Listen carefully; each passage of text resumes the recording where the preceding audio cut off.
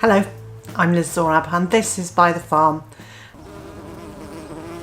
How to make Chive Blossom Vinegar. Gather some chive flowers. The best ones will have been open for a couple of days. Take them in and rinse them and thoroughly dry them either in a salad spinner or by patting them dry with a tea towel. You want to remove as much water as you can because any water left on them can make your vinegar go cloudy. Put the flowers into a jar, push them down a little bit but don't compact them too much. And then cover with vinegar.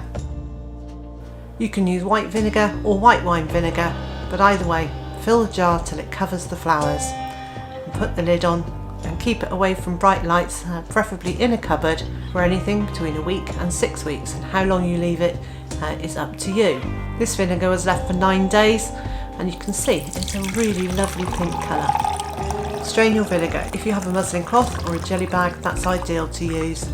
And you can see the flowers are starting to break down already just after 9 days, and after 6 weeks they will look quite grey and quite broken down, and that's perfectly acceptable. So discard the flowers and then pour your vinegar into a container.